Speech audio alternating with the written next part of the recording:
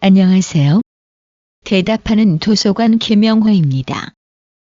회원님들의 변함없는 성원에 깊이 감사드리며 2025년 프로그램을 아래와 같이 안내드립니다. 많은 관심과 참여 부탁드립니다.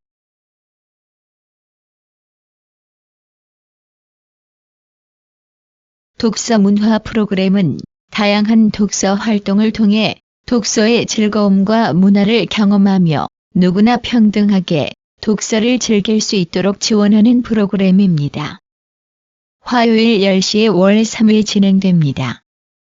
문의 및 신청은 042-252-005-0014로 연락 주시기를 바랍니다.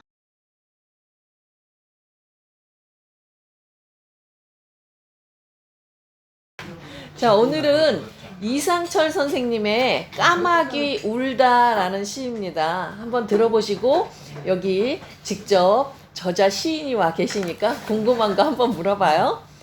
까마귀 울다, 이상철. 슬픈 사연 목이 메어 까까. 그렇게 애달피 울어 까마귀라 했다. 오늘도 까마귀가 운다. 논두렁에서 밥 먹다 하늘 보며 운다. 슬퍼서 운다. 이름마저 슬픈 까마귀는 그림자도 까맣다. 젖은 하늘에 검은 점으로 까깍 운다. 돌아가신 할머니 검정 고무신의 고인 빗물을 마시며 까마귀가 또 운다. 네. 선생님 까마귀를 굉장히 슬프게 표현하셨어요. 그때의 감정, 그때의 상황. 예. 어떤 의미에? 아니 까치. 까치가 한지는 반가운 소리예요. 예. 까마귀가 그렇게 머리가 좋대요. 일본에서는 까마귀가 까마귀가 일본은 길조예요. 우리는 흉조라고 생각하잖아요. 까마귀가 울면 뭐 흉한 소식이 온다. 누가 뭐 돌아가신다 이렇게 했는데 아니 일본하고 우리하고 이렇게 가까운 제일 가까운 나라인데도 새에 대한 이미지가 이렇게 달라요. 이상철 선생님은 어떤 이미지였어요? 까마귀가? 옛날 할머니 생각도 많이 나고요. 네. 그 까마귀가 보면은 참 애달픈 것 같아요. 네. 많이 추억도 나고. 네. 많이 논둑에서 가만히 보면은 물 같은 것도 먹고 먹이가 많이 있으니까 네. 와서 먹고 또 논두렁에서 뭐 주워 먹고 이렇게 하늘도 쳐다보고 그래서 그런 애달픈 그런 네. 추억을 담아서 네. 써봤습니다. 다른 선생님들은 어떤 느낌이셨어요? 까마귀가 때로 이렇게 몰려다니잖아요. 맞아. 예. 네. 새까맣게 예. 있죠. 까마귀가 엄청 우리나라는 까마귀를 싫어하지. 네, 흉조라고 하죠. 저는 까마귀를 되게 무서워했거든요. 까마귀가 굉장히 커요. 예.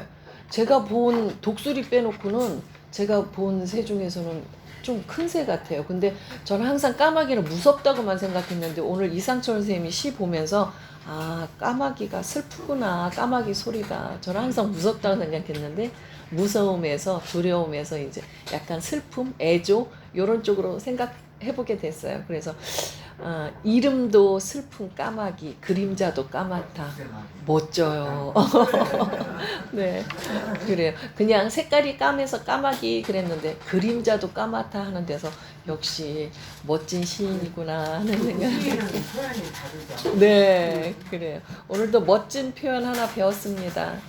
젖은 하늘에 검은 점으로 까까 운다. 그림자도 까맣다. 멋지십니다. 오늘 그렇지 않아도 정선순 선생님 오시기 전에 제가 그 선생님 그 아버님 책 좀 한번 소개했으면 좋겠다 했는데 마침 책을 갖고 오셨어요. 정풍당 영근 정광성 집. 제목이 이런 말 저런 말입니다. 필사하셨대요. 한번 이게 필사 인쇄한 건가요? 예. 인쇄한 거죠? 필사. 아니 자기가 쓴 거를 인쇄한 거죠? 예. 원본은 아니죠? 예. 자기 자필. 네네. 자필로 쓰신 걸 인쇄해서 네 이렇게 제본하셨네요. 첫 번째 페이지입니다. 허황된 욕망은 실패를 낳고 진실한 인고는 성공을 한다. 단기 4300년 12월 28일, 그러니까 1967년에 쓰신 글이에요. 불행하게 보이는 현재도 과거가 되면 그래도 그때가 좋았다고 말들 한다. 네, 이렇게 쓰셨고 68년 3월 5일에는 나는 모르겠네. 과거가 왜 그랬는가를. 나는 모르겠네. 현재가 왜 이런가를. 나는 모르겠네. 미래가 어떻게 될 것을. 이거는 시인데요. 예. 네네, 일기를 시로 쓰셨네요. 멋지신 어르신이죠. 네, 연세가 한 70, 80? 82이에요. 네, 멋진 어르신이네요. 50년 전에, 60년 전이죠, 거의? 예, 이렇게 멋진 글을. 급하다고 얽힌 실을 서로 당기면 더욱 엉켜 풀지 못하네. 얽힌 실로는 바느질을 못하나니 느긋한 마음으로 풀어나가면 버릴 것 하나 없이 모두 쓰지요.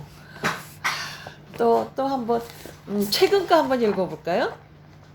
예, 최근 거는 2010년 6월 8일. 거울을 자주 본다고 더 예뻐지는 것도 아니지만 하루에도 몇 번씩 보는 것처럼 청춘 시절을 자주 회상해 본다고 젊어지는 것도 아니련만 나는 오늘도 추억의 거리를 서성이는 그 임을 만나려고 비포장된 신장로로 달려간다. 네, 70 넘은 어르신의 그 청춘의 그 임은 누구일까요? 네, 순자일까 미자일까? 네, 그 젊었던 그 시절의 아름다운 그 임을 만나려고 비포장된 신장로로 달려가는 그 청춘 시절 이 할아버지 마음을 얼마나 두근두근. 네, 아유, 꽃은 오물장가에도 피어도 아름답지만 향기롭기는 어렵다. 이건 굉장히 철학적인데요. 꽃은 오물장가에서 피어도 아름답지만 향기롭기는 어렵다. 오물, 그러니까 쓰레기장 뭐 그런 얘기인 것 같아요. 네, 그러네요. 맞네요. 꽃의 향기를 그 쓰레기가 덮어버리잖아요. 그러네요. 아무리 아름다운 외모를 가지고 태어난 여인, 남성이지만 그 하는 생각이나 말이나 행동이 추하다면 그 아름다움이 덮여지겠지 하는 생각을 갑자기 적용해서 해봤어요. 제 적용이 좀 억지스럽더라도 네, 그래요. 꽃은 향기까지 아름다워야 한다. 네. 감사합니다. 우리 시간 날 때마다 글이 굉장히 짧아요. 조금씩 앞으로 4번 정도 남았지만 한번 읽어보도록 하겠습니다. 아니 굉장히 철학적이고 교훈적이라 읽어보면 좋을 것 같아요. 네네. 선생님 이거 단체방에 하나씩 올려도 좋을 것 같아요. 네, 다 우리를 뒤돌아보게 하는 글인 것 같습니다. 자, 오늘은 2012년 제3회 젊은 작가상 수상 작품집 중에서 손보미 씨의 대상입니다. 포구. 예, 드디어 대상을 만났습니다. 포구라는 글인데 이 손보미 작가는 2009년 21세기 문학 신인상과 2011년 동아일보 신춘문예를 통해서 작품 활동을 시작한 분입니다. 소설집 그들에게 린디 하블, 그리고 우아한 밤과 고양이들, 장편 소설로는 디어 랄프 로렌, 작은 동네, 그리고 중편 소설로는 우연의 신, 짧은 소설로는 맨하튼의 반딧불이가 있습니다. 2013년, 2014년, 2015년 젊은 작가상을 받았고 한국일보 문학상, 김준성 문학상, 대산 문학상 등을 수상했습니다. 자, 드디어 오늘 대상 수상자 포구 시작합니다. 그녀의 남편은 전자제품 상점의 판매원이었는데 어느 날 손님이 없는 매장을 어슬렁거리다가 갑자기 넘어졌다. 그는 평소에도 익살스럽게 행동하는 걸 좋아했고 다른 사람들의 시선을 즐기는 편이었기 때문에 동료들은 그가 일부러 장난을 치는 거라고 생각했다. 이런 상황 때문에 병원에 가서 제대로 된 치료를 받을 시간이 약간, 그게 비록 1, 2분에 불과한다 해도 약간 지체되었고 그 사실을 알게 된 그녀는 매우 불쾌해져서 울어버렸다. 다행히도 그녀의 남편은 가벼운 뇌진탕이라는 진단을 받았고 의사는 간단한 검사를 몇 가지 더한 후 일주일쯤 병원에서 휴식을 취한다면 별일 없을 거라고 말했다. 입원해 있는 동안 그녀의 남편은 매우 편안해 보였고 실제로 그는 자신의 인생을 통틀어 이토록 컨디션이 좋았던 적이 없었다고 말하기도 했다. 그녀는 규모가 작은 무역회사의 접수원이었는데 근무가 끝나면 곧장 병원으로 가서 남편의 휴식이 완전해질 수 있도록 도왔다. 며칠 후 그녀의 남편은 퇴원하고 싶다는 의사를 밝혔고 결국 닷새째 되는 날 저녁에 그녀는 남편을 데리고 집으로 돌아왔다. 다음날 그녀는 다음날과 마찬가지로 농담을 던지며 쾌활한 모습으로 출근하는 남편을 보면서 어떤 감정들이 되살아나는 것을 느꼈다. 그날 저녁 일찍 퇴근해서 저녁 식사를 준비하던 그녀는 자신들의 결혼 생활을 뒤돌아보며 일종의 회한에 잠겼고 앞으로는 뭔가 달라질 것 같다는 막연한 기대에 사로잡혔다. 그들에게는 아주 약간의 여윳돈이 있었다. 어쩌면 그녀의 남편은 그 돈으로 전문대학에 입학할 수도 있다. 대학을 졸업한다면 지금보다 더 좋은 직장을 얻을 수 있을 것이다. 그들은 아이를 가질 수도 있다. 그녀는 남자아이를 원했다. 그날 저녁 내내 그녀는 조금 들뜬 상태였지만 문득 불길한 예감이 들 때가 있었다. 그러나 그녀는 그것을 대수롭지 않게 생각했다. 그 바람에 그녀는 이 이야기를 구성해내는 중요한 사건의 면면, 이를테면 그날 그녀의 남편은 장식용 아로마 향초를 몇 번이나 넘어뜨렸고 젓가락은 사용하지 않았으며 숟가락을 떨어뜨렸고 물컵도 2번 이상 놓쳤다. 중요한 사건의 면면은 보지 못했거나 혹은 보고도 못 본 척했다.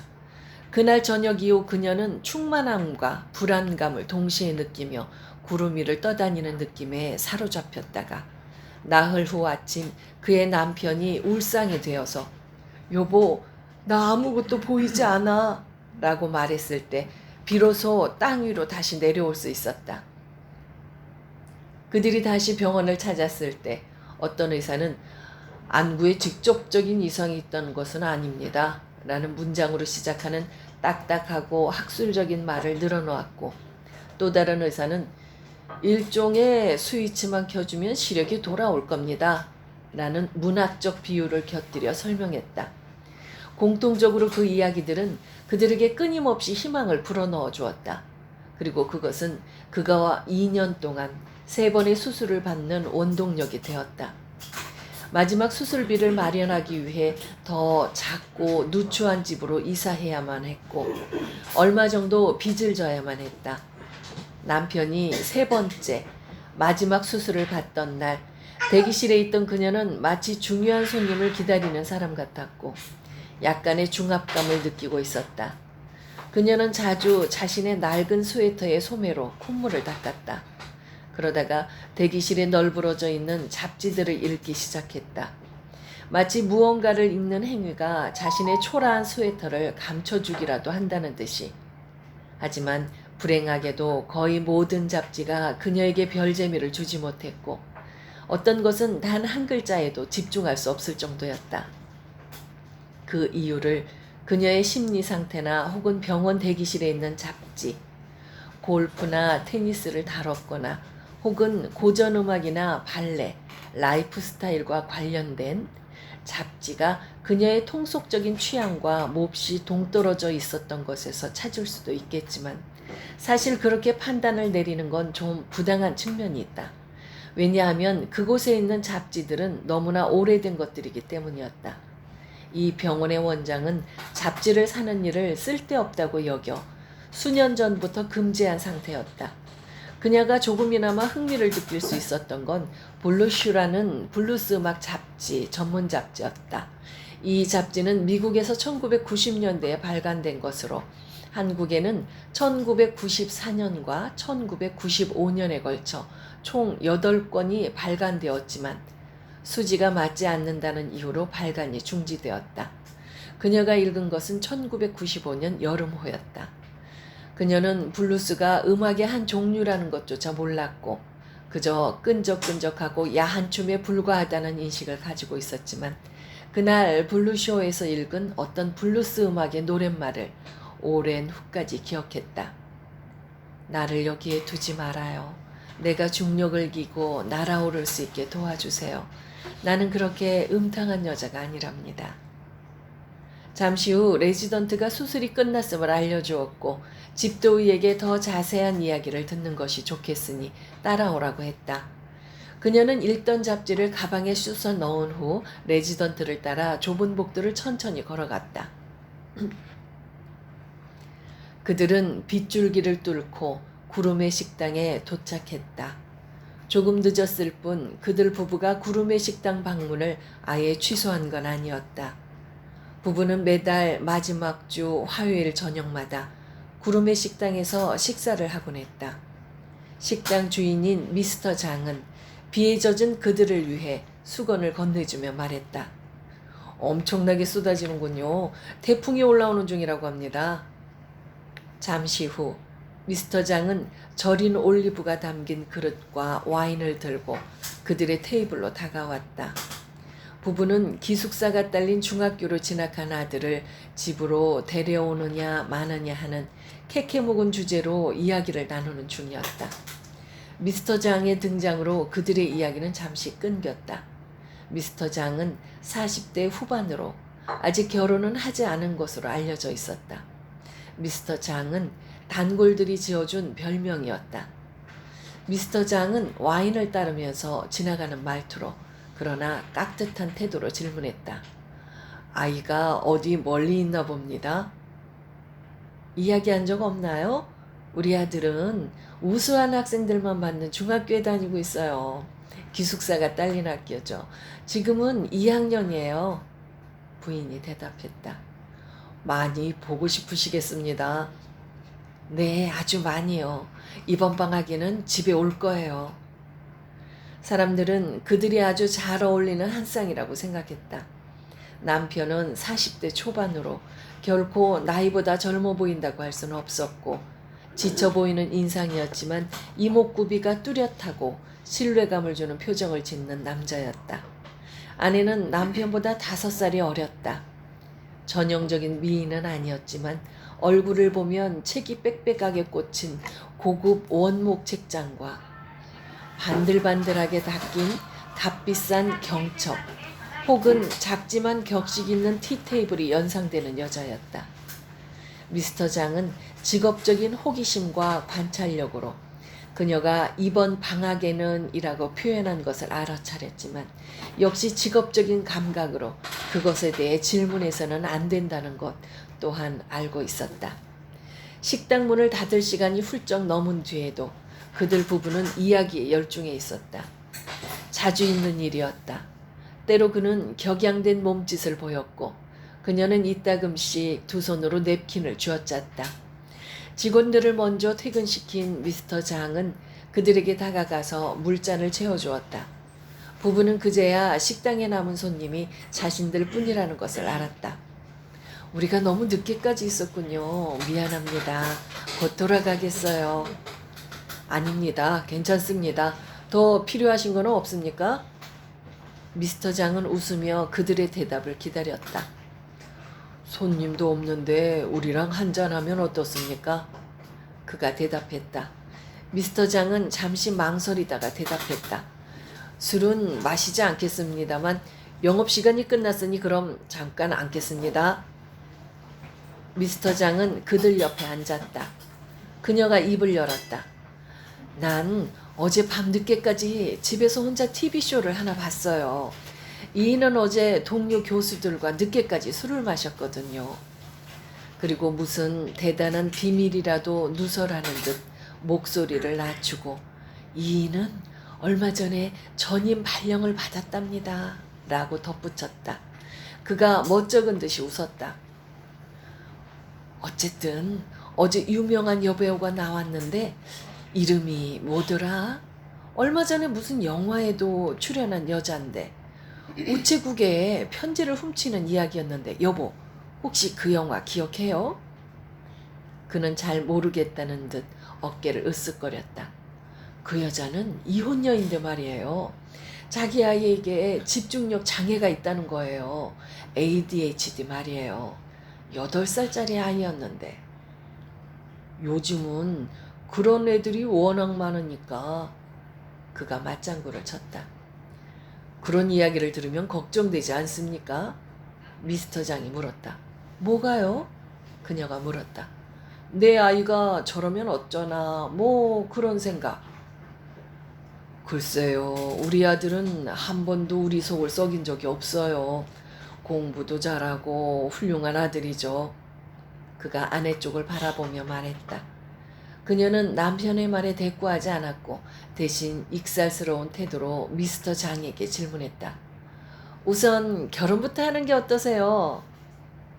전 이것저것 걱정이 많은 사람이라서 말입니다. 그녀가 웃으며 말을 받았다. 사장님은 그런 생각할 필요 없어요. 영리하신 분이니까요. 결혼을 하고 애를 낳으면 그 아이도 분명 머리가 좋을 거예요. 제가 영리한지 그렇지 않은지 부인이 어떻게 하십니까? 미스터 장이 약간 심술궂은 표정을 하고 물었다.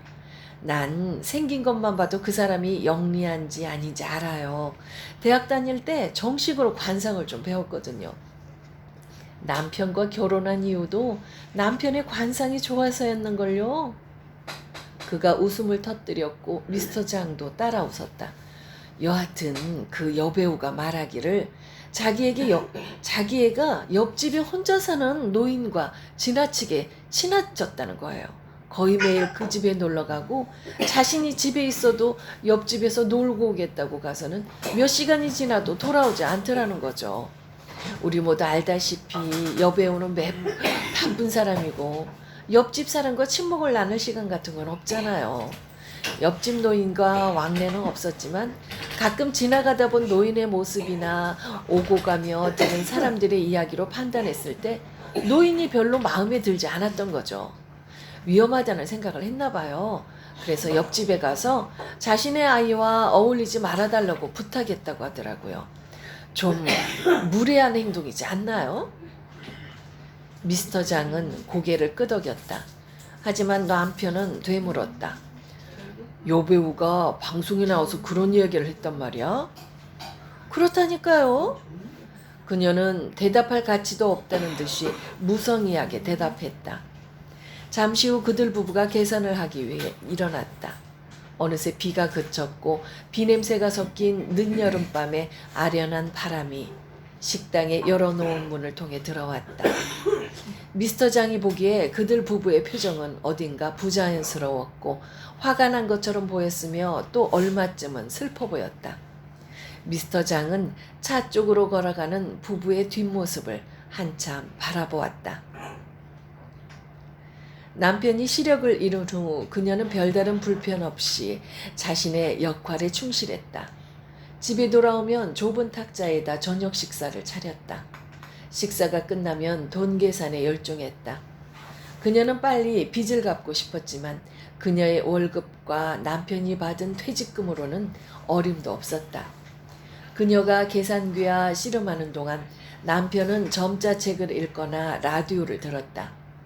그는 게스트들이 우르르 나와서 청취자들이 보내온 웃긴 사연을 읽어주는 걸 좋아했다.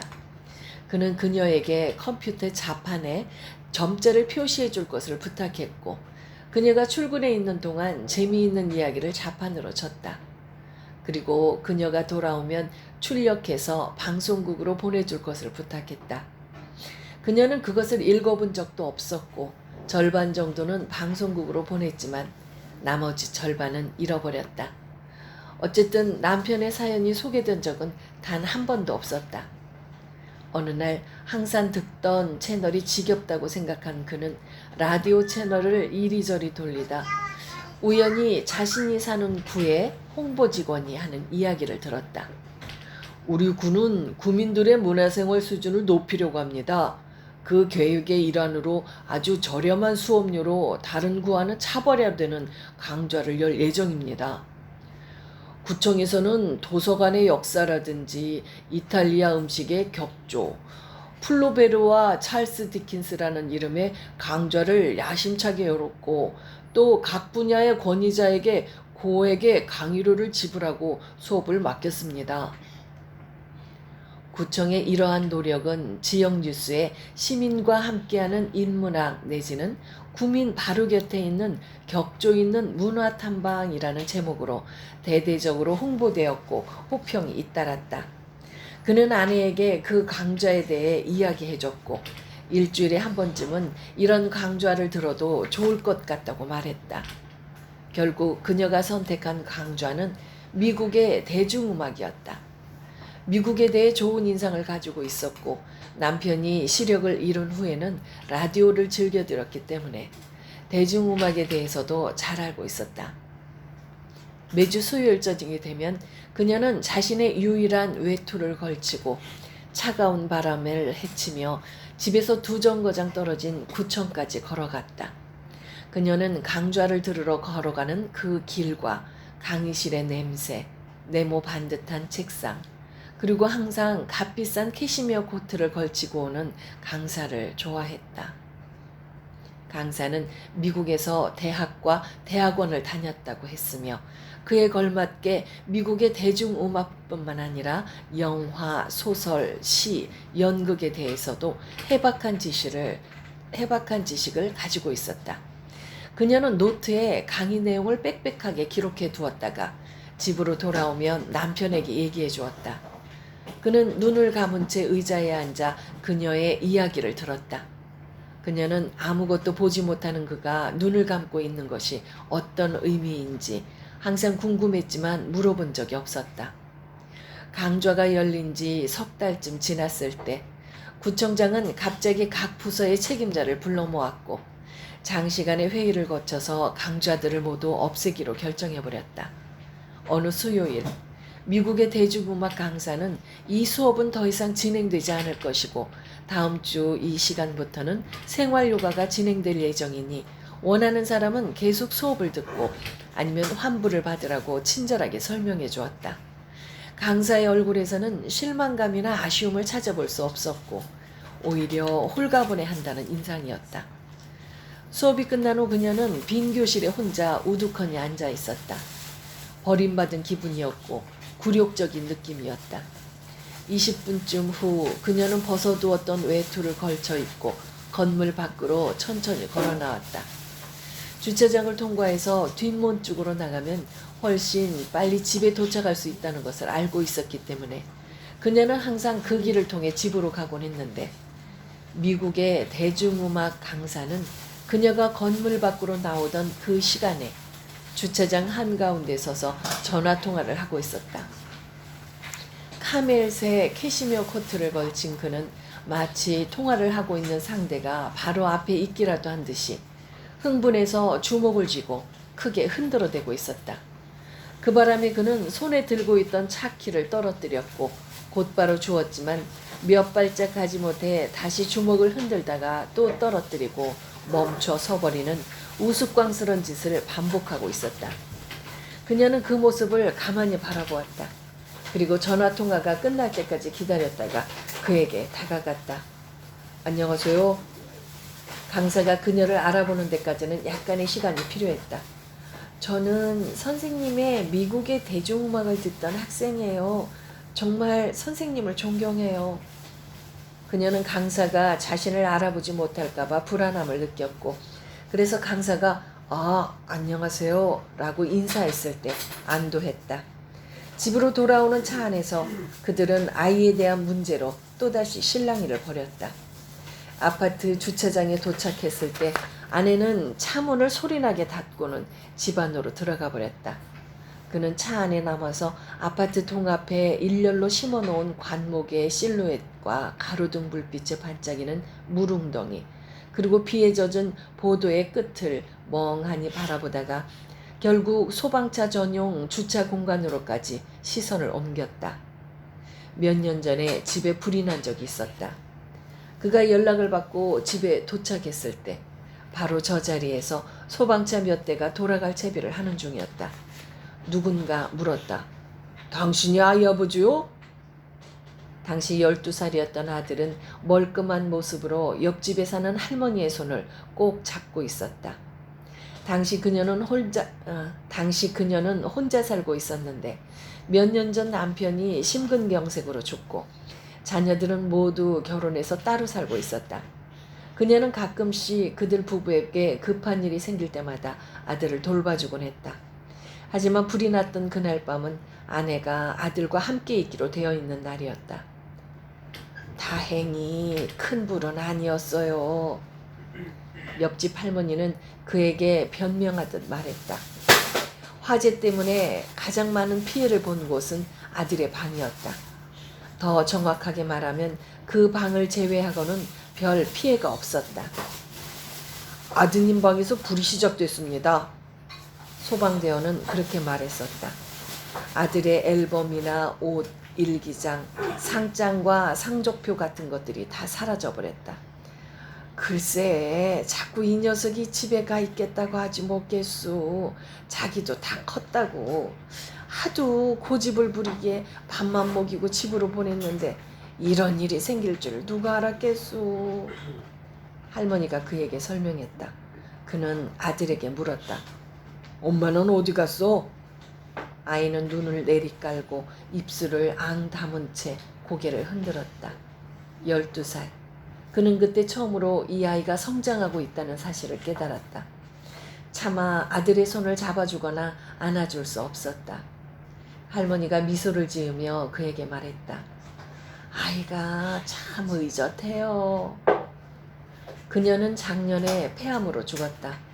폐암 진단을 받고 난 후 1개월도 채 살지 못했다.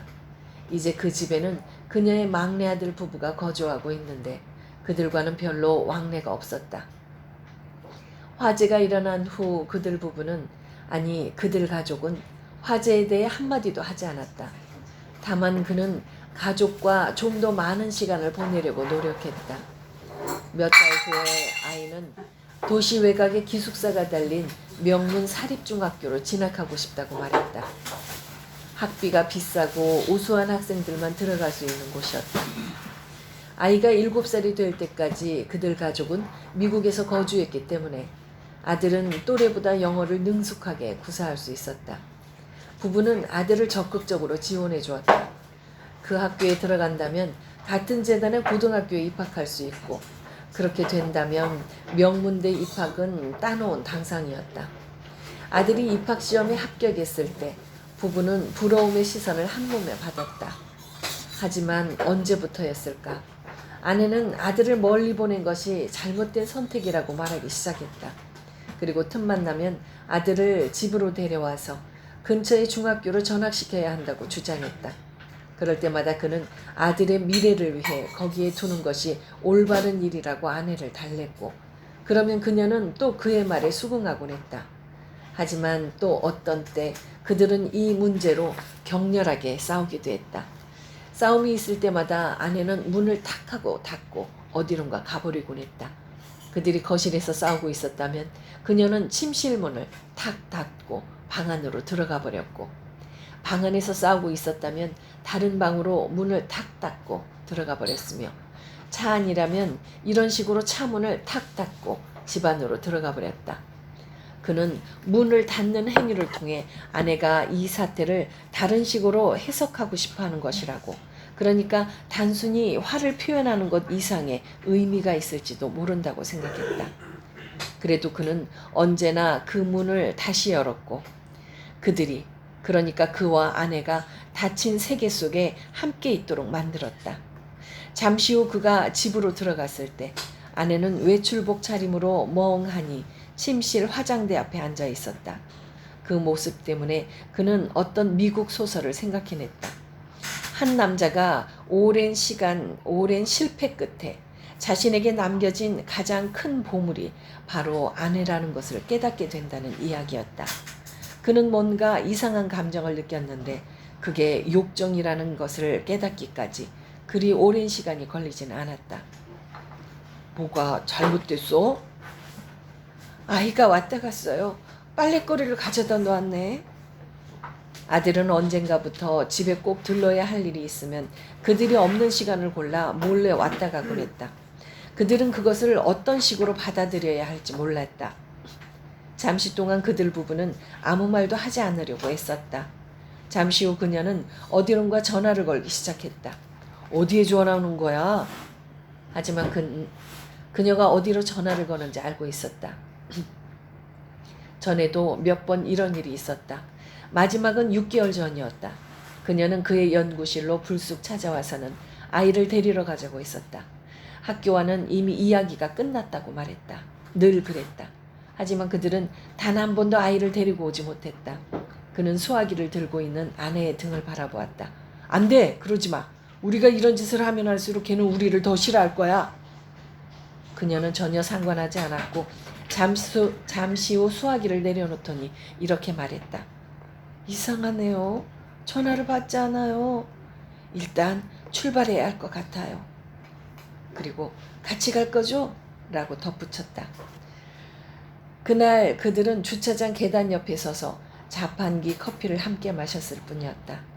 그녀는 강의 내용을 필기한 노트를 펼쳐서 보여주었고 강사는 감탄한 듯 고개를 끄덕였다. 그녀는 문득 남편의 마지막 수술날 잡지에서 읽었던 노래 가사를 읊었다.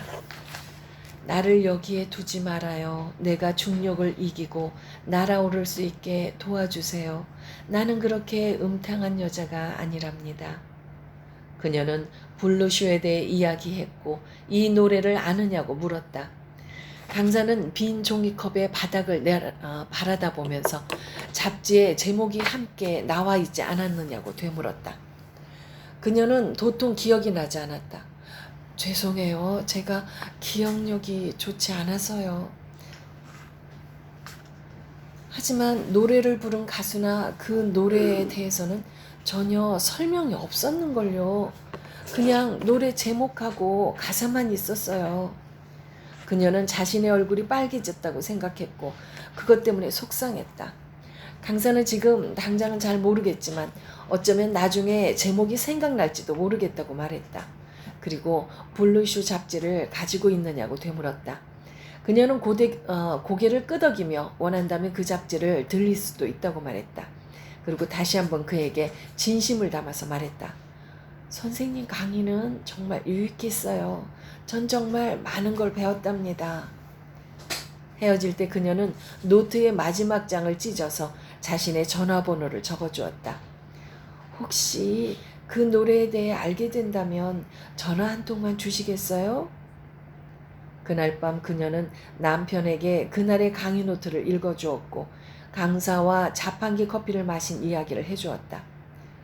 아주 똑똑하신 분이더라고. 우리는 상상할 수 없을 정도로 말이야. 하지만 그녀는 강좌가 폐강되었다는 이야기는 하지 않았다. 다음 주 수요일이 되었을 때 강의를 들으러 가지 않는 그녀에게 남편이 무슨 일이 있는 거냐고 물었다. 그녀는 몸이 좋지 않아서 쉬고 싶다고 대답했다. 그들은 함께 저녁을 먹고 라디오를 들었다. 그리고 그녀는 남편이 라디오에 보낼 사연을 자판으로 치는 것을 도와주었다. 그리고 또다시 일주일이 지나고 수요일이 되었을 때 여전히 그녀는 집에 있었고 그 다음 주에도 또 그 다음 주에도 마찬가지였다. 그녀는 여전히 강좌가 폐강되었다는 이야기는 꺼내지 않았고 남편도 더 이상 캐묻지 않았다. 언젠가 저녁을 먹던 그녀가 남편에게 물었다. 내 얼굴 기억나? 그는 그녀의 얼굴을 떠올려 보았다. 가끔 그녀는 거울 속에 비친 자기의 얼굴을 가만히 바라볼 때가 있었다. 33살에 불과했지만 흰 머리칼이 드문드문 보였고 볼은 축 늘어져 있었으며 피부는 거칠었다. 그녀는 좁고 너저분한 방과 음식물 냄새가 진동하는 싱크대, 바퀴벌레가 드나드는 화장실을 들러보았고 마지막에는 남편의 잠든 얼굴을 바라보았다. 별다른 일도 하지 않고 집에만 있는 남편을 바라보았다. 그녀는 종종 남편이 마지막 수술을 받는 동안 대기실에 앉아있던 자신의 모습을 떠올렸고 이유는 알 수 없었지만 그 때문에 약간의 괴로움을 느꼈다. 겨울이 끝날 무렵 그녀는 남편이 교통사고로 병원에 있다는 연락을 받았다. 그 당시 그는 지팡이를 가지고 종종 혼자서 외출을 하곤 했다. 그녀가 응급실에 갔을 때 남편은 왼쪽 다리에 깁스를 한 채 마치 죽은 사람처럼 눈을 감고 있었다. 그녀는 자신의 심장박동이 빨라지는 것을 느꼈다. 남편의 부상은 경미했고 2주쯤 지나자 완치되었다. 하지만 그녀는 나중에까지 그 느낌, 가슴속에서 무언가 요동치던 그 느낌을 생생하게 기억했다. 그 후로 그는 혼자 외출하는 것을 그만두었고 항상 집안에서 자판을 두드리곤 했지만 사연을 방송국으로 보내달라는 이야기는 더 이상 하지 않았다. 그녀는 타자 소리를 들을 때마다 무언가가 부서지는 느낌에 사로잡혔고 마치 벌을 받는 것 같다는 느낌에 사로잡히기도 했다. 3월의 마지막 수요일, 그녀는 전화 한 통을 받았다. 목소리를 듣자마자 그녀는 누구인지 알아차렸다. 미국의 대중음악 강사였다. 그는 그동안 여행을 다녀왔으며 문득 생각이 나서 전화를 걸었다고 말했다. 예의에 어긋나는 줄은 알지만 도대체 그 가사가 어떤 노래인 줄 모르겠어서요. 혹시 그 잡지를 볼 수 있을까요? 블루슈 말이에요. 집으로 돌아온 그녀는 온 집안을 뒤져서 그 잡지를 찾아내려고 했지만 결국 찾지 못했다. 하지만 그럼에도 그녀는 강사를 만나러 갔다. 그들은 이번에는 구청 근처에 있는 낡은 카페에서 만났다. 그녀는 잡지는 다음 주에 가져다 주겠노라고 말했다. 그렇게 그녀는 수요일 저녁마다 다시 외출하기 시작했다. 남편에게는 강좌를 다시 들으러 가는 거라고 말했다. 어떤 면에서 그 말은 완전한 사실이었다. 다음에 만났을 때 그녀와 강사는 구청에서 멀리 떨어진 카페에서 함께 커피를 마셨다. 강사는 음악, 영화, 소설, 시, 연극에 관한 이야기를 해주었고 그녀는 그것을 열심히 필기했다. 남편에 대해 말하기도 했다. 남편이 맹인이라고 이야기하자 강사는 맹인 뮤지션에 대한 이야기를 해주었다. 그날 밤 그녀는 언제나 그랬던 것처럼 남편에게 강의 노트를 읽어주었고 끝에 이렇게 덧붙였다. 내가 읽어주는 거 이해할 수 있어? 비가 다시 내리기 시작했다. 이전보다 훨씬 더 거세진 빗줄기가 차체를 때리는 소리가 차 안을 가득 메우고 있었다. 와이퍼가 쉴 새 없이 움직였지만 시야는 계속 흐려지기만 했다. 늦은 시간인데다 비까지 와서 외곽 고속도로는 한산했고 그것이 문득 그를 두렵게 만들었다. 아까부터 그의 아내는 입을 꾹 다문 채 운전을 하고 있었다. 그는 아내가 미친 짓을 하고 있다고 생각했지만 얘기를 꺼낼 엄두가 나지 않았다. 어떻게든 다시 집으로 돌아가야만 했다. 걔는 집으로 돌아오려고 하지 않을 거야. 그가 이렇게 말했을 때 아내가 물었다. 왜 그렇게 확신해요? 저번에 어떤 일이 있었는지 기억 안 나? 우리한테 전화해서 망신스러운 일 좀 당하게 하지 말아달라고 한 거 잊었어? 이번에는 억지로라도 끌고 와야 해요. 돌아가자. 비가 너무 많이 와. 사고 날지도 몰라. 내일 아침에 다시 가도 늦지 않아. 난 당장 데려올 거야. 그는 아내의 옆얼굴을 바라보았다. 그녀는 잔뜩 화가 난 것처럼 보이기도 했고 감당할 수 없는 슬픔에 잠긴 것처럼 보이기도 했다. 그는 조금 전 느꼈던 욕정은 착각이고 자신이 느낀 감정은 아내를 때리고 싶었던 건지도 모른다는 생각이 들었다. 그는 어떤 감정의 갈기들이 말 그대로 자신의 몸을 헤집으며 어디론가 끌고 가려고 한다는 것을 알았다. 걔는 돌아오지 않아. 시간이 필요하다고. 그가 이렇게 말하자 그녀가 갑자기 갓길에 차를 세웠다. 그리고 조금 떨리는 목소리로 물었다. 시간이라고요? 무슨 시간? 그도 자기가 하는 말이 무슨 의미인지 잘 몰랐다. 비상등 켜! 그는 그렇게만 말하고 입을 다물어 버렸다. 그 이야기를 하려면 어쩔 수 없이 화재가 났던 날 밤으로 돌아가야만 했다. 그는 그녀에게 그날 어디에 갔었느냐고, 왜 아이와 함께 있지 않았느냐고 물어야만 했다. 하지만 그는 묻지 않았다. 그날 그녀가 집에 있었다면 화재가 일어나지 않았을 거라고. 그랬다면 아이는 그런 식으로 우리 곁을 떠나지 않았을 거라고. 혹은 화재가 일어났다 하더라도 아이가 불길 속에 혼자 남겨지는 일은 없었을 거라는 말이 그의 목구멍에서 맴돌았다. 하지만 그는 그런 이야기는 하지 않을 것이다. 그는 아내를 비난하고 싶은 마음이 없었다. 비는 점점 더 거세지고 있었다. 하늘이 번쩍번쩍했고 곧 멀리서 무언가 무너지는 소리가 들려왔다. 그러다 문득 어쩌면 불을 낸 게 아이 자신이었는지도 모르겠다는 생각이 떠올랐다. 그것은 무서운 생각이었고 재빨리 버려야 할 생각이었다. 그녀는 핸들에 얼굴을 묻고 있었다.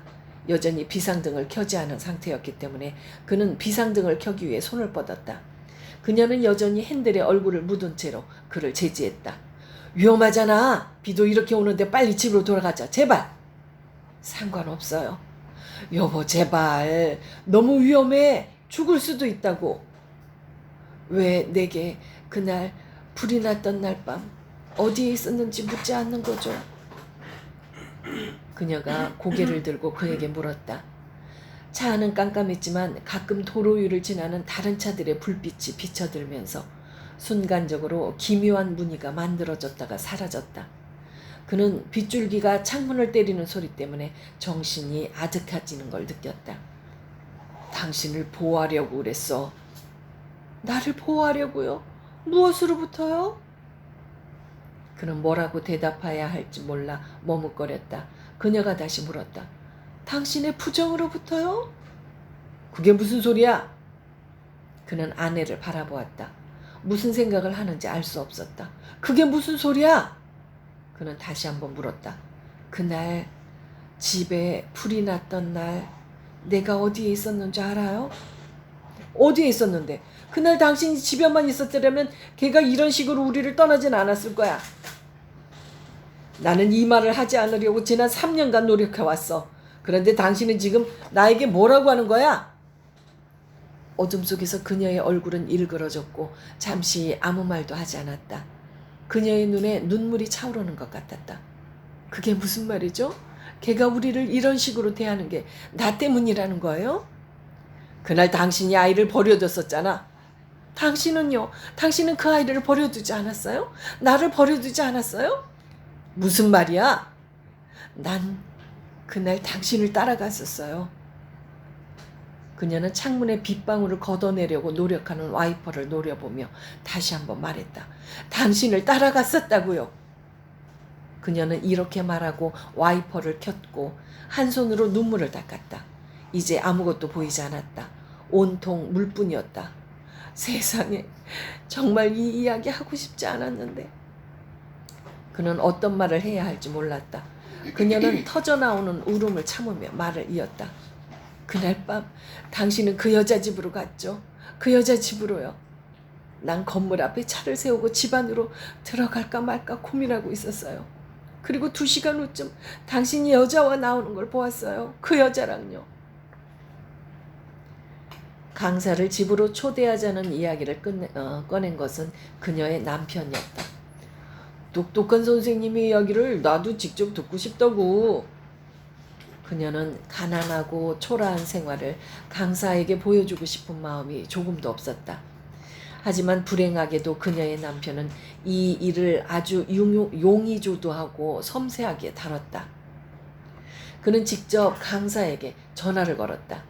그리고 강사가 초대에 응할 때까지 아주 끈질기지만 한편으로는 예의 바르게 굴면서 결국 승낙을 받아냈다.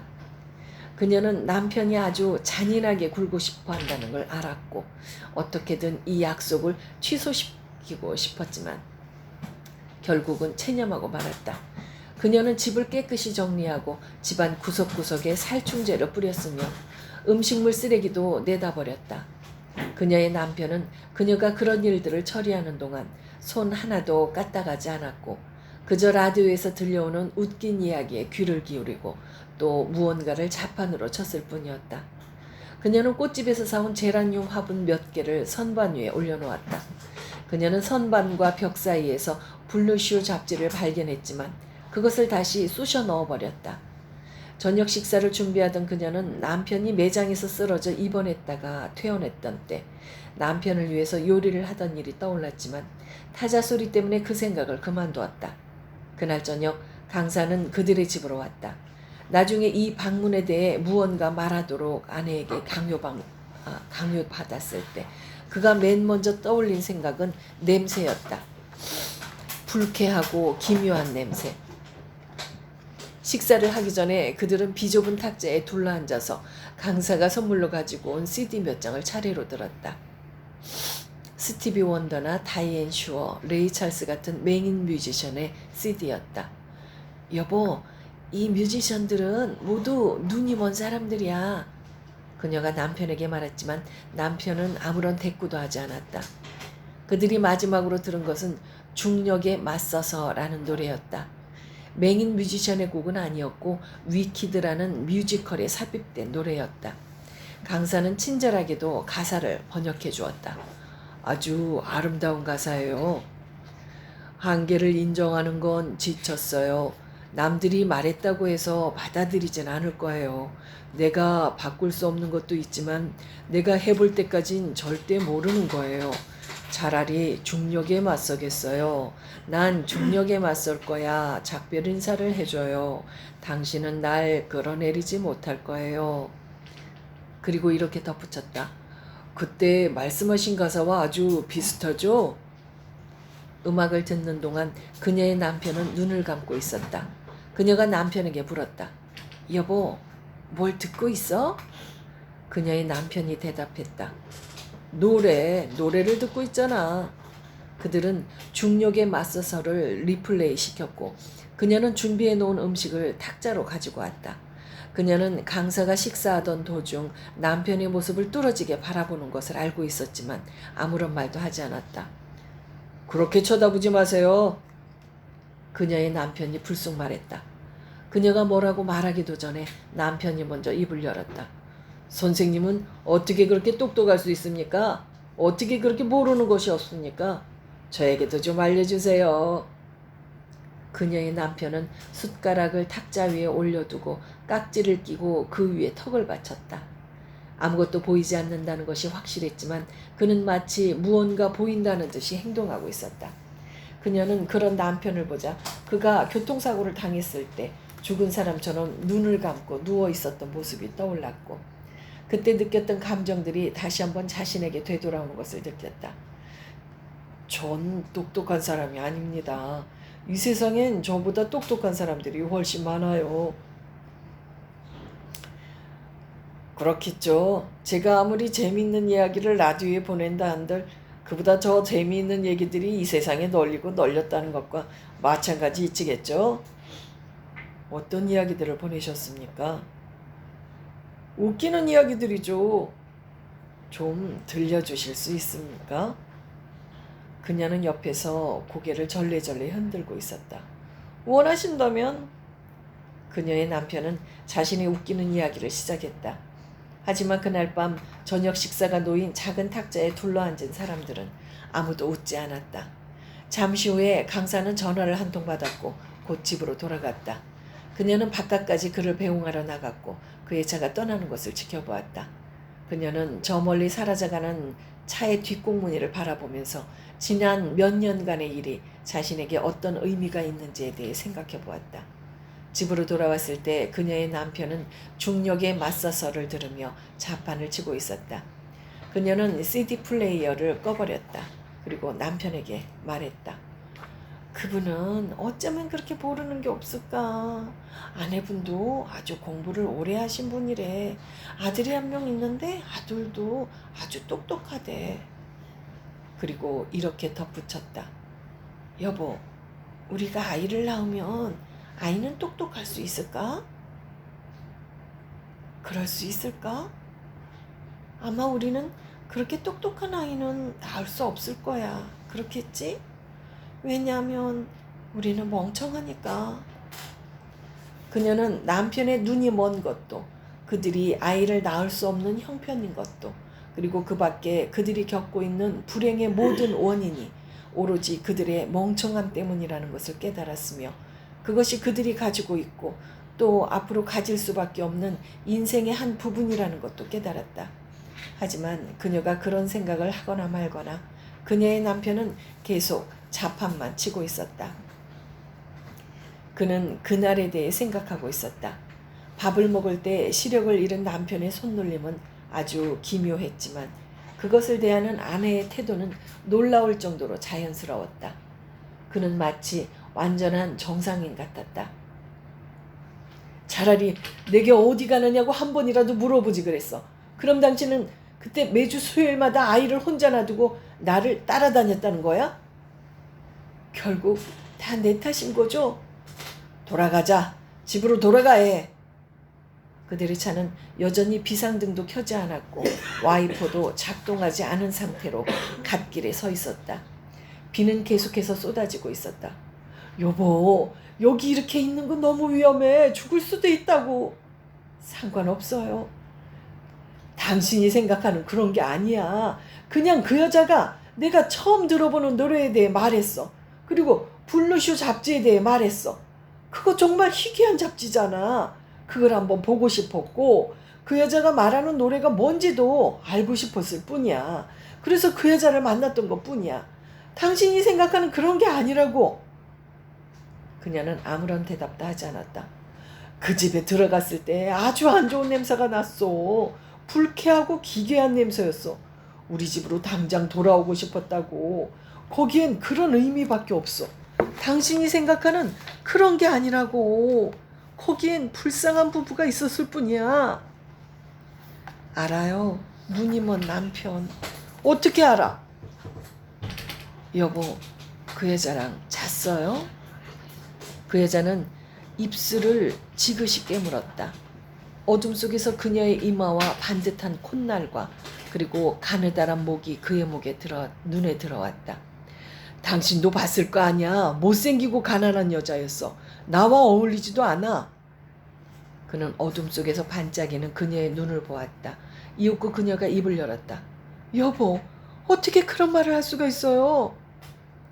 그녀는 다시 핸들 위로 엎드렸다. 그는 폭우와 저 멀리서 들려오는 천둥 번개 소리와 모든 것이 멈춰버린 자신들의 차에 대해 생각했다. 그들의 차는 이 세계에 아주 좁은 곳을 차지하고 있어서 이대로 사라져버릴 수도 있을 것 같았다. 그 여자를 만난 건 그때가 마지막이야. 그 집에서 밥을 먹는데 우리 집에 불이 났다는 연락을 받았고 난 곧바로 돌아왔어. 그게 다야. 그녀는 핸들에 얼굴을 묻은 채로 물었다. 그 여자에게 다시 연락한 적도 없어요? 그래. 하지만 그건 거짓말이었다. 며칠 후 전화해 보았지만 그 여자는 전화를 받지 않았다. 그리고 몇 달 후 그는 그 집을 직접 찾아갔지만 결국 초인종을 누르지 못하고 돌아왔다. 좋아. 우리 아들을 데리러 가자. 당장 데리고 오자. 그는 이제 그저 이곳을, 이 자리를 벗어나서 원래의 자리로 돌아가고 싶다는 생각이 간절했다. 하지만 그녀는 차를 출발시키지 않았다. 그는 어쩌면 지금이야말로 그녀를 정말로 때려야 하는 순간인지도 모른다고 생각했다. 그때 그녀가 말했다. 그 애는 우리에게 돌아오지 않을 거예요. 나도 알고 당신도 알고 있죠? 우리는 그 애를 영영 잃어버렸어요. 그들의 차는 아주 오랫동안 거기 그런 식으로 잠시 이 세계에서 사라져 있었다. 부부가 돌아간 뒤 미스터 장은 테이블을 정리하기 시작했다. 우선 부부가 먹은 디저트 접시, 와인잔, 포크와 스푼 등을 주방으로 가져가서 싱크대에 넣어두었다. 식탁불을 걷어냈고 새로운 식탁불을 덮고 뻣뻣해질 수 있도록 분무기로 물을 좀 뿌려두었다. 그리고 모양을 만들어 놓은 새 냅킨을 세워두었다. 마지막으로 그들이 앉았던 의자를 테이블 안으로 잘 밀어 넣었다. 그는 매장의 전등 스위치를 모두 내리고 나서 주방으로 돌아와서 설거지를 시작했다. 설거지를 다 끝낸 뒤 미스터 장은 할로겐 등만 남겨놓고 주방의 다른 전등불을 꺼두었다. 인스턴트 커피 한 잔을 만들고 싱크대 앞에 간이 의자를 끌어앉아 와서 앉았다. 비가 쏟아지고 있었고 간간히 천둥 번개가 치고 있었다.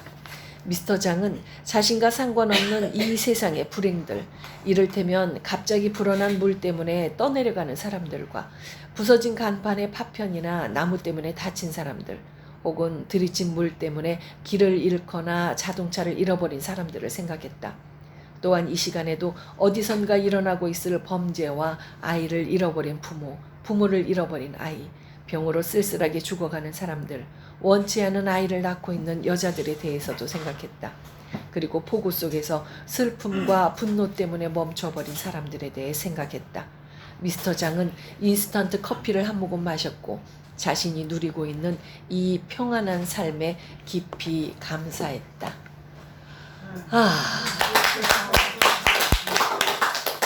오늘도 주제가 좀 무거웠습니다. 그리고 시력을 잃은 남편도 나오고 그래서 제가 조금 걱정했어요.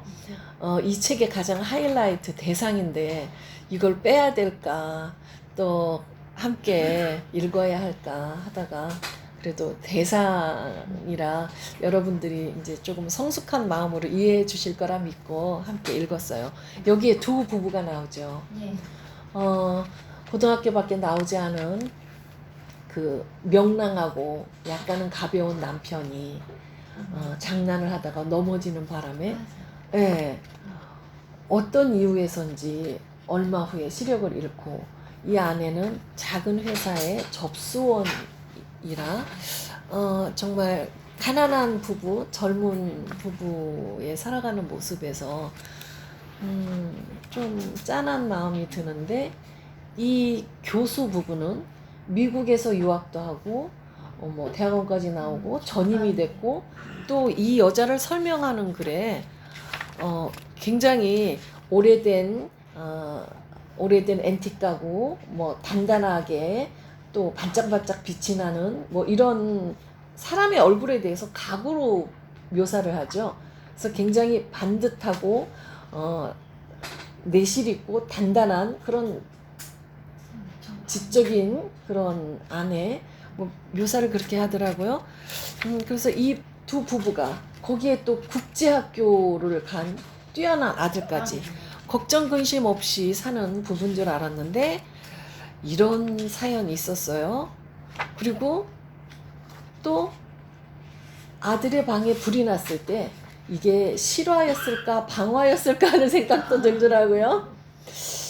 네, 어떤 또 이 옆집 할머니가 주는 그 따뜻한 사랑, 이 아이가 느꼈을 많이 싸웠겠죠. 이 엄마가 몇 달 동안 수요일 저녁마다 아이를 방치하고 혼자 두고 아니면 옆집 할머니에 맡기고 남편을 미행했을 때는 분명히 부부간에도 뭔가 불신이 있었기 때문에 많이 다퉜을 거예요. 그래서 이 남편이 그 한 저녁에 주차장 강당에서 자동차 키를 2번이나 떨어뜨리며 허공에 손을 내던지는 아마 아내와 전화로 하면서 싸웠겠죠.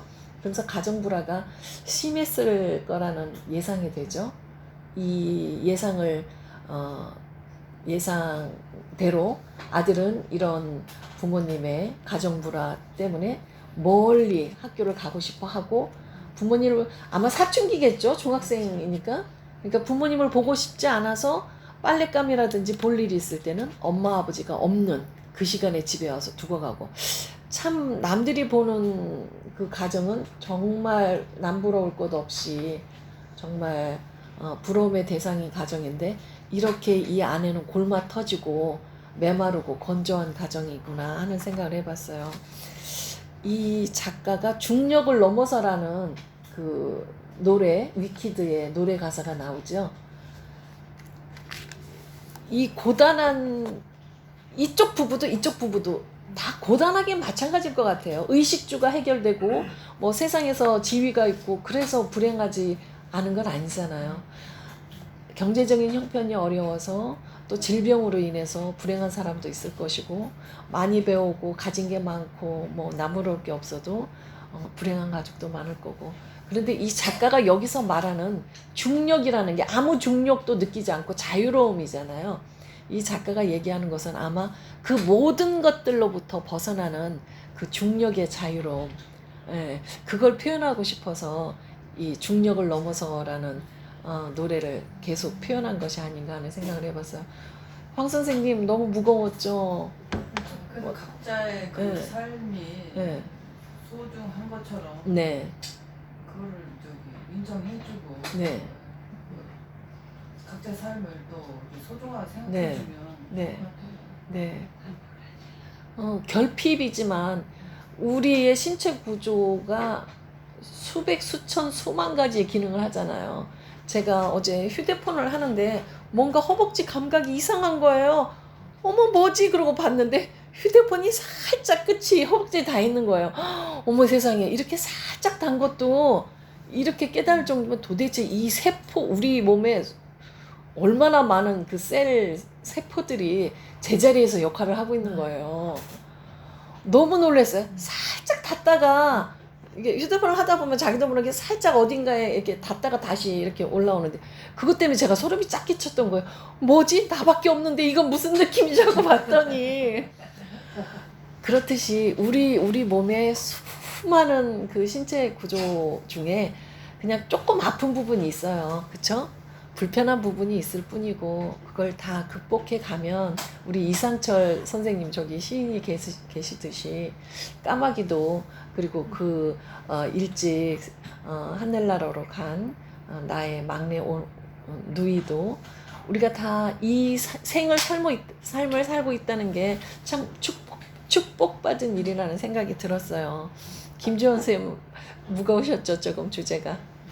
네. 시각을 잃는 부분이 나와서 좀 어려웠는데 그래도 이 남편이 참 긍정적으로 자기 길을 찾아가는 것 같아요. 라디오를 아마 몇 년 후에는 작가가 되어 있지 않을까. 그것도 아마 유머 작가. 아무도 웃지 않지만 그 유머 안에 철학이 있는 작가가 되지 않을까. 하루 종일 글을 쓰는 작가가 되지 않을까 생각해봤습니다. 오늘 녹음하는데 오늘 주제도 이렇게 무거워서 어떡한데요. 여기 채원 선생님은 어떠셨어요? 전체적인 생각이.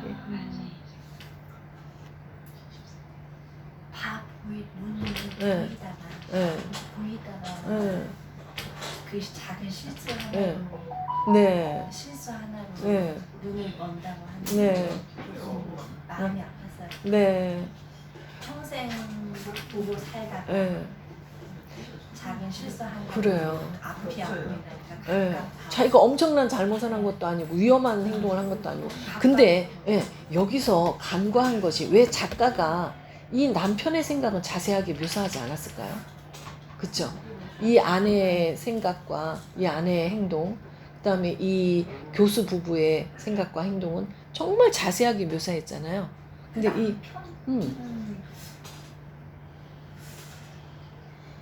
독자에게 맡긴 게 아닐까요? 독자에게 맡긴 게 아닐까요? 예. 이 남편은 무난하게 이겨나갈 수 있는 성향의 사람이고 열린 결말. 나 같으면 어떻게 했을까? 나 같으면 이 남편이라면 어떻게 했을까? 이 남편은 그 나름대로 그 안에서의 질서를 찾아가고 그 안에서 어떤 루틴을 찾는 것 같아요. 그래서 우리가 어려운 다들 각자 세상 사람들이 알지 못하는 어려운 점, 불편한 거 많이 있잖아요. 그런 것들이 그럼에도 불구하고 오늘도 황 선생님 자 그럼에도 불구하고 우리는 열심히 살아야 합니다. 네.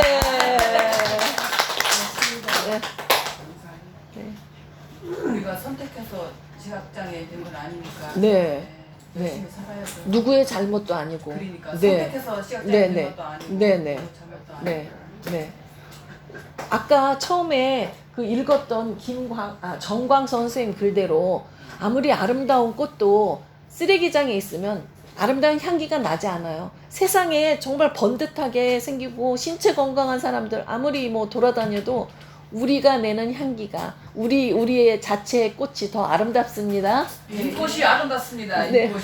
네, 우리 꽃이 더 아름답습니다 하고서 박수 치면 끝나겠습니다. 우리 꽃이 더 아름답습니다.